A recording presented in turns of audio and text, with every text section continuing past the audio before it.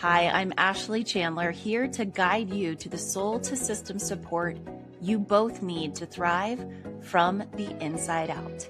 This is the Teenage Guide podcast. Let's be honest, so many parents I talk to expect summer to feel easier. And then they're disappointed midway through when the reality sets in. It's not so much easier, it's just different, right? I ran a program for nearly a decade focused on middle schoolers, and it was super successful here in Colorado.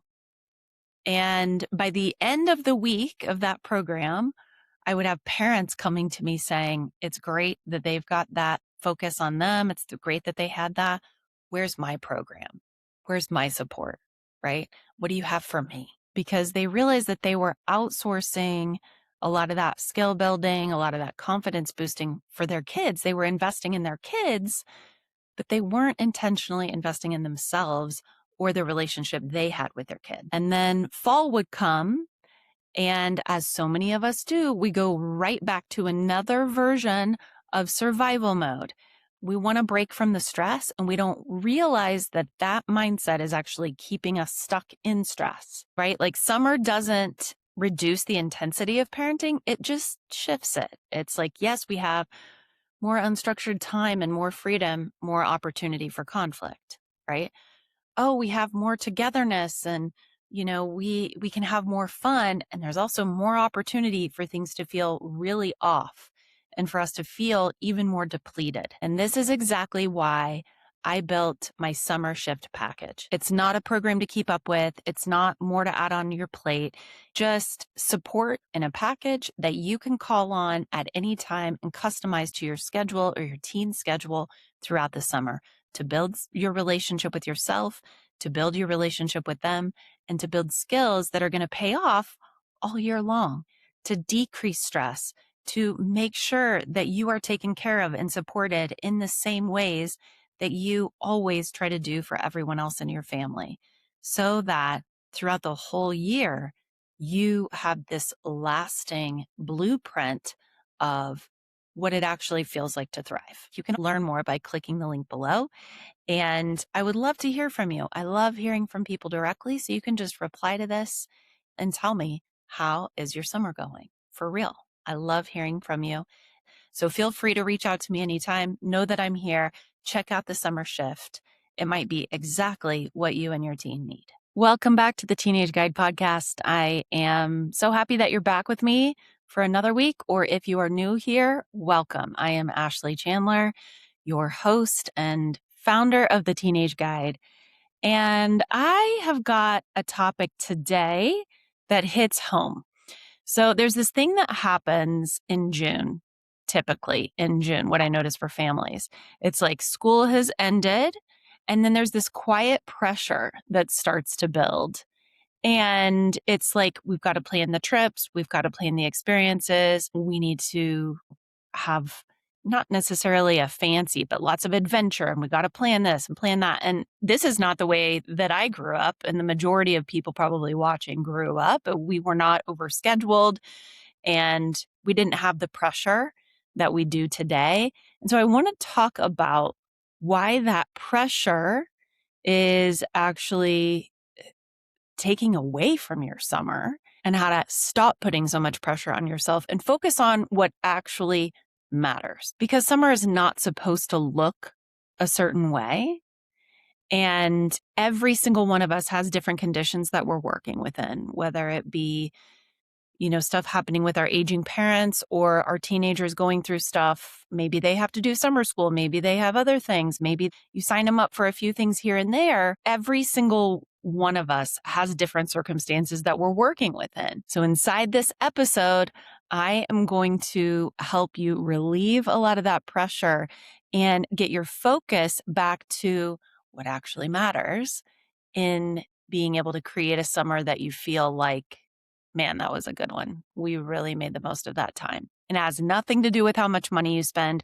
It has nothing to do with fancy vacations or adventures or experiences or crossing off things off of a shoulds or a to-do list that the Joneses are doing. So here's what I think is happening. We have been sold Ever since the invention of Pinterest and Instagram and all these other curated social media models, we have been sold this image of what summer could look like. And the truth is that those things, those experiences are not what actually creates the real connection that helps you enjoy the summer with your teen. We can plan the trips, we can coordinate the activities, but we cannot manufacture or engineer connection. And so we might be frustrated when we're on that vacation that we've spent thousands on and we have planned for 6 months, but when we get there, people are fighting.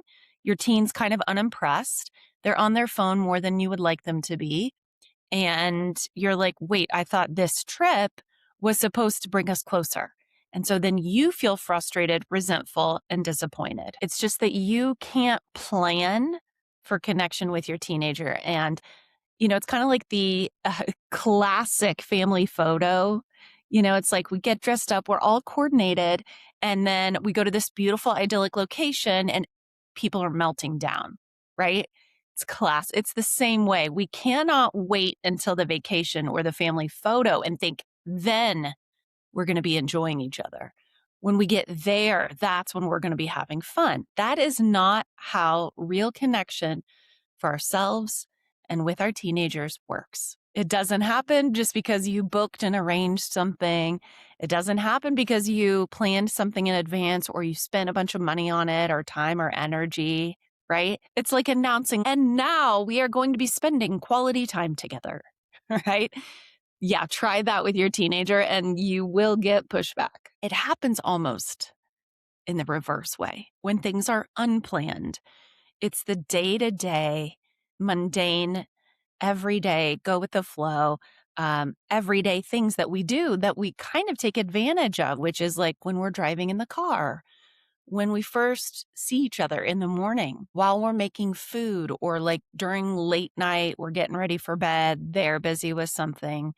These are the little moments sprinkled throughout our day that actually these are opportunities that create the connection that we are looking for. These are the opportunities that we have to make deposits in our relationship. I cannot overstate enough how summer itself is this season where most parents kind of skim over it like, oh, we'll just focus on that when school starts. We've got it backwards. And I really want to really challenge that thinking. If you're listening to this and you start to think like, oh, we don't need to focus on that during the summer in terms of your relationships or skills, it actually needs to be the opposite, where summer is this opportune time to build those kinds of connections and skills with all its unstructured time and kind of loose edges and opportunities for truly boredom, doing nothing, things where we're not so busy.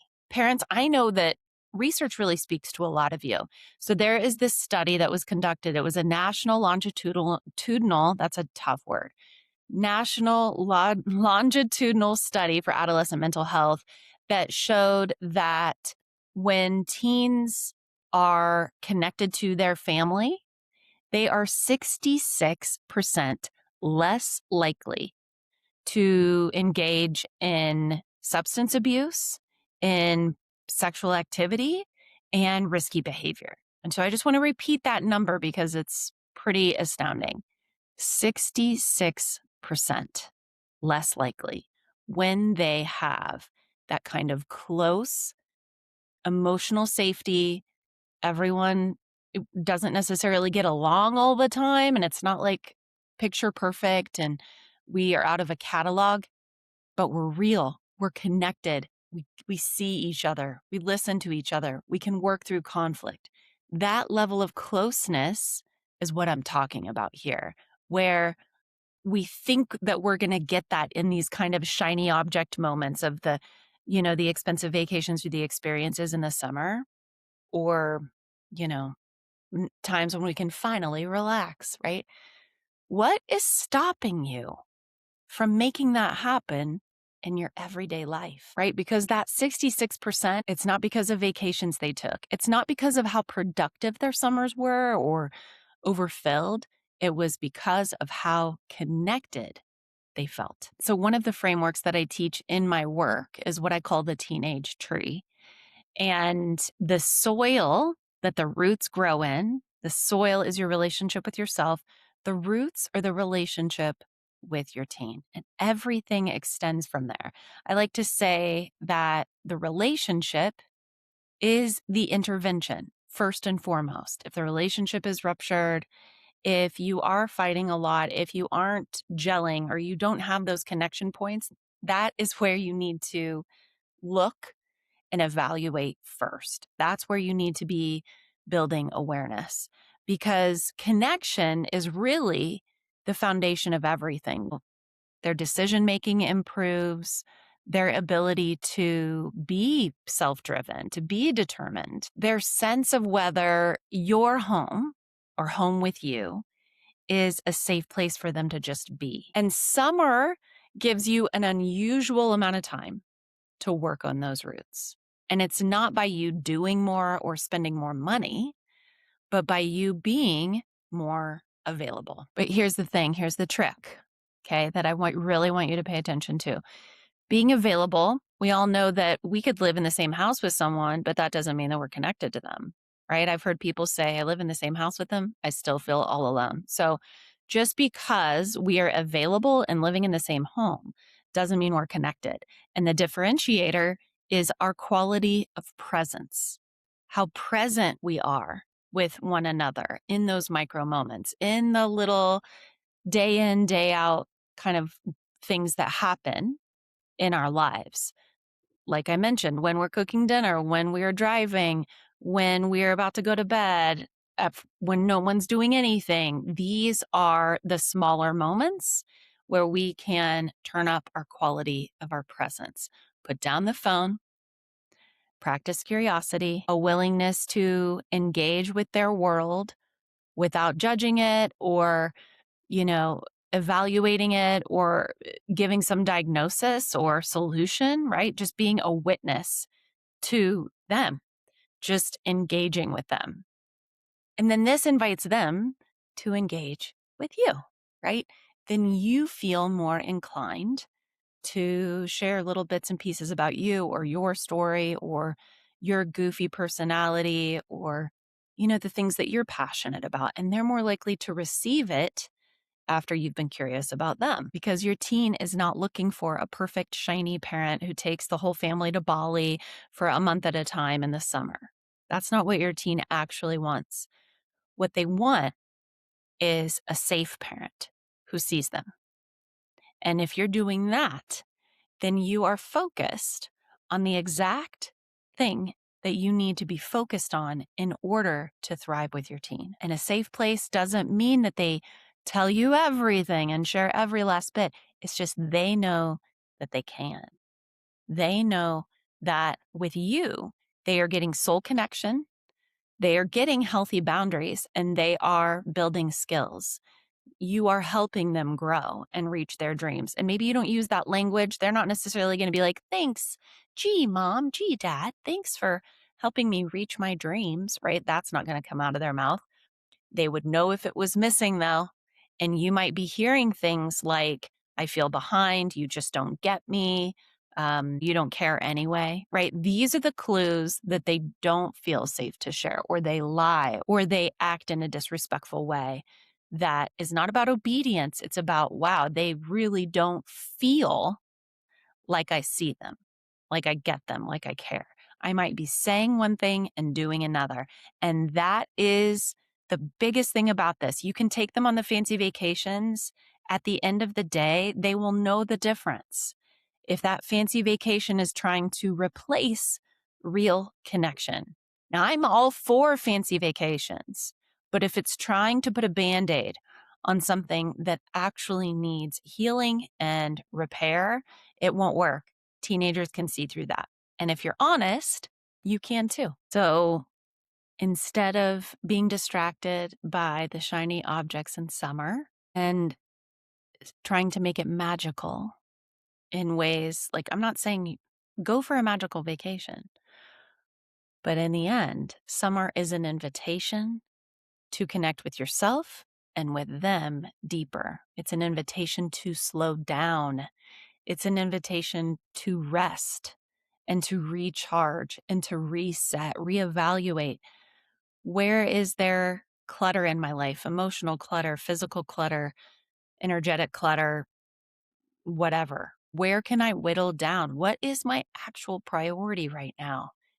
If I want to become this person, if I want to be able to achieve XYZ in a few months, this is the time I'm going to be focused on becoming that person now. And this applies to your teenager too. If they want to see themselves in a certain position later on, summer is the time to start practicing who that is. That kind of practice, the practice of connection with ourselves and with each other, will multiply the emotional, energetic, and relational experience that can come from that amazing vacation to Bali. All right. So with that, remember, stop trying to fake it, fake some magical vacation, be real, focus on what really matters first. And I just want to thank you so much for joining me this week. And remember to never underestimate the power that you have as the parent. I'll see you next week.